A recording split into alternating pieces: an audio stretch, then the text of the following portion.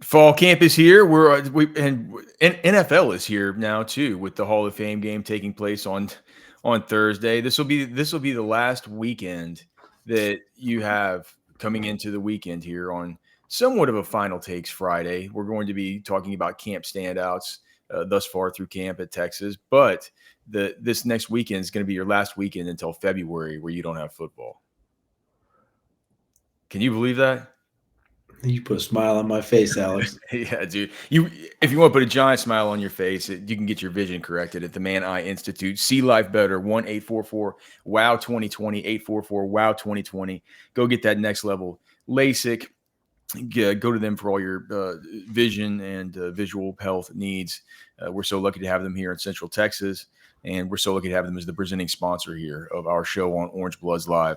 All right, Cody, camp standouts. Let's just. It's kind of like final takes, but you and I are just gonna go bang, bang, bang, talking about the guys who we've liked so far, liked what we've seen. And this doesn't necessarily mean that these are the guys who are the best players on the team or something. Yep. But just due to you come into camp, you're like, oh, there's maybe something about that guy that I wasn't really expecting, or something that is impressive about him that wasn't part of my knowledge base regarding this player previously. So let's start with you, Cody, your first nominee. Well, I first nominee has to go. I think there's a couple I could have thought of here. Um, I can't get over thinking about two players, and I'll just say the one that I favor is Christian Clark. Christian Clark has to be a standout in the aspect of you have no idea this guy was ever injured. He's obviously just less than a year recovered away from an Achilles. I say it three times Achilles injury, and Is he's Achilles now not even as bad as ACL or something? Did they find out a way to fix it? well, they've got the new technologically advanced Achilles recovery thing that Dobbins and Aaron Rodgers did. And remember, they were trying to get back within 5-6 months. We don't know officially if that's what Christian Clark did, because in college it's a lot harder to get that information and find out that information, but because of HIPAA. But I can only assume that's probably what he did, follow in line with what J.K. Dobbins did. And regardless, you'd have no idea. And maybe eventually we'll get to talk to him and ask him how that recovery went, how he actually feels, things of this nature. But at least pre-contact, pre-tackle football, he looks like $1,000,000. He looks like the quintessential all-purpose back. Baxter looks good. Wisner looks good.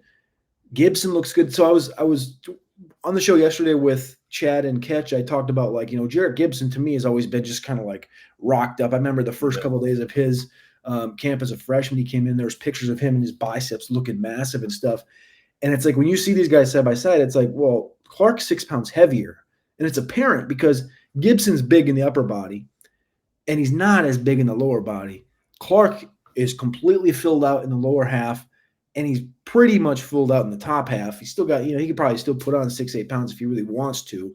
But it's just like a different dynamic of that's why Gibson's not 220 is because his lower half isn't quite as – if Gibson had the lower half of Clark – that'd be a fun little 1-2 punch to have in a couple of years with Clark and Gibson. But Christian Clark's got to be the number one standout. You would have no idea this guy's ever been hurt or anything, and you'd have no idea that it's just he's entering his really his first season being able to play some football since the Achilles last fall. Let me ask. Well, look, I'll just say I'll stay on running backs, and this wasn't where I was expecting to go. But I think C.J. Baxter looks good. I think he's like Anwar was saying yesterday in his reporting. I didn't watch him as close yesterday, but I was reading Anwar's reports because he was over there watching the quarterbacks and running backs and stuff more closely when I was trying to figure out some depth chart stuff on defense and everything. But I did just kind of get an eye on some running back drills that were kind of interesting. And I looked at CJ Baxter. I'm like, well, all right. Like, obviously he's wearing a big brace on his knee, so that's a big tell. But if he wasn't wearing it, I'm not sure I would have known that he was unable to go. And we talked about it on the show last night, and I was like, man, could you even play him versus Ohio State? And everybody's like, no, don't do it. Let him have that time off. And September schedule doesn't matter. Then there's the bye. Then there's Florida. It's like it's kind of like a perfect setup outside the Yeah. Ohio State game, just to like um, let the guy rest. But we'd heard from Sark coming in like, look, he's going to be limited to start. I'm like, that's limited. Now, how he progresses through camp, I'm not sure. Here's my question for you though. Before your next one, do you, as somebody who covers the team, you do this full time? It's your job. We sit here, we talk about them every single day. We have for over a year. Do you have a different view after getting to see the running backs live about just the general running back room and how that relate? I guess that my general view of the running back room is like it feels like they're good, but it also feels like they're constantly being propped up by this idea that in this narrative that it's like it almost gets forced upon you that, hey, listen, guys, remember, Sark up on stage or whoever, Kyle Flood saying remember Trey Wisner's 1,000-yard rusher. He's really good, like all this stuff, and it's kind of like you kind of got to get forced along with this narrative that's like, they got really good running backs, but you think to yourself, well, we're so used to the Bijans and Roshan and more recently Jaden Blue, who I've always thought of as having more dynamism than a lot of these guys that are on the roster. And I don't know if that's maybe wrong, because when I was looking at them yesterday, I'm like, man, these are some stout dudes. And out of all these guys, it feels like, I don't know. Do you understand what I'm saying at all? Yeah. It feels like I'm kind of coming out just thinking that, man, maybe that's a better group than I've been giving them credit for. Yeah. Well, it's a lot easier to see the depth when you see it in person, because Yeah. like you see the names and you're like, yeah, James Hyman's probably going to be all right. Yeah, Ricky Stewart, I think he's probably a couple years away from doing anything. You see Ricky Stewart making some catches out of the backfield, smooth. He's a little bit bigger than you thought. You see the Clark stuff. Who's the fourth running back I'm forgetting from that class, or the second from the Clark class? I'm getting Gibson. We talked about already. Gibson. He's Gibson. Like, Sark also talks about Gibson like he used to talk about Baxter when Baxter was a freshman, and he just always brings up Gibson in the offensive conversations. And it's like you got Baxter and you got Wisner. Wisner coming off a 1,000-yard season. Baxter probably has a 1,000-yard season as a freshman if he doesn't get hurt with that Jonathan Brooks situation. You got Gibson, who we know can tote the rock, and he's a little maniacal with the ball on the ground. And Clark looks like he can be an all-purpose back. And then you got the freshman. It's like you probably don't have to worry about the freshman, but I feel like you could depend on a Ricky Stewart catching the ball out of the backfield.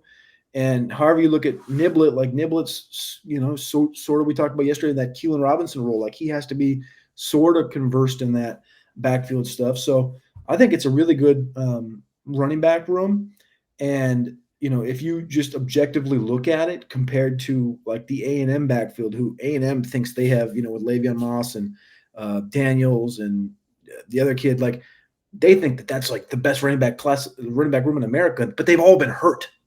And none of them have given you a full season of, Le'Veon Moss last year looked pretty good. In fairness, a lot of the Texas guys have been hurt too, right? Yeah. Well, technically like one contributor, right. But like, I'm not saying that this is a one-for-one better unit than A&M. I think those guys are a little more proven, but I think from a talent perspective and like a preparedness perspective, I would take the Texas group, just like the depth of it. Fair enough. All right, who's your next one? Let's each give one more.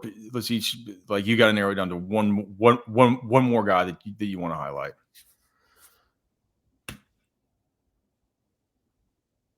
Lance Jackson.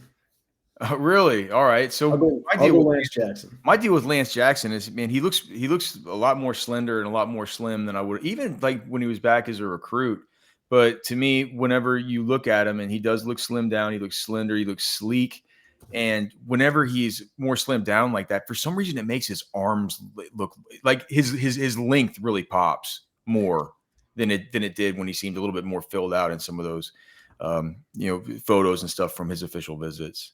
6'6", 259, 6'5", 250, 6'5", 254. Which one's which? Burke, Vosick, and Jackson. Doesn't matter because they're all the same. And he's the youngest and the most talented.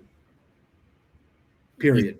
Okay. Well, He's going to be good, man. It's a take, I know, but I think we talked about this. We've talked about this many times with the Landon Jackson thing about getting him prepared. He looked prepared yesterday. He looked like he was, he wasn't like falling behind in any drills. He wasn't. The coaches weren't pulling out the side going, "Hey man, you got to make sure you finish this drill this way," or "Hey man, make sure like," he's missing reps because he's getting taught how to redo something.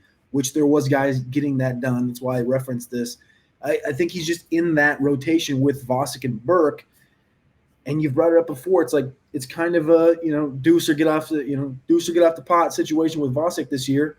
And if Jackson shows up and he just doesn't make any mistakes, you climb that ladder and all of a sudden you're splitting reps with Ethan Burke. All right, it's tough to just choose. I'll say Cole Brevard, the defensive line transfer out of Purdue. It's just mainly he's such a big monster of a man. He looks like, I haven't seen him live and in pads or anything yet, but I know that you just know. You look at somebody and you say, what are you gonna do to move this guy? It's like you put a boulder in the middle of the defensive line. Remember Pat Williams? Yeah. Yeah, Thick, big, barrel chest, barrel body, walks around like height, shoulders back with the big height. You're just like, dude, who is this dude walking in here? And it's different because he doesn't have the Bill Norton kind of you think of those he doesn't have the Bill Norton kind of pony keg on him. He's got more of the muscle bound Hassan Ridgeway Green Mile type of just ball of human mass. That, man, say what you will about the talent of the individual players, and Alfred Collins, 2nd round pick, Vernon Broughton, 4th round pick, or any of these guys look like they're slated to be that kind of player coming into this draft. I'm not exactly sure, but I think just with the depth that's been accumulated with the interior defensive line, I think that's what's going to make up for a lot of it. And make sure you check out Poncho this weekend. Our great sponsors, Poncho Outdoors. They're Cody and I are super excited that they are debuting their new South Zone camo, which just looks perfect for anybody who's interested in a South Texas hunt. Also, please check out our seasoning, our spice blend at Alpha Seasoning on X, and alphaseasoning.com is where you can get it on order. You can also find it with our friends at Texas Beef Traders. When you go in there, get your 10% off. You can also get the Alpha Spice Blend while you're there. Put it on all of your delicious steaks. If we have news throughout the weekend from camp, we're not going to have a scrimmage this Saturday. I think that the scrimmages will be starting next Saturday, I believe. So if we have updates from that, make sure and check the site over the weekend. And we hope you guys have a great one. All right. Godspeed. God bless you. We'll see you Monday.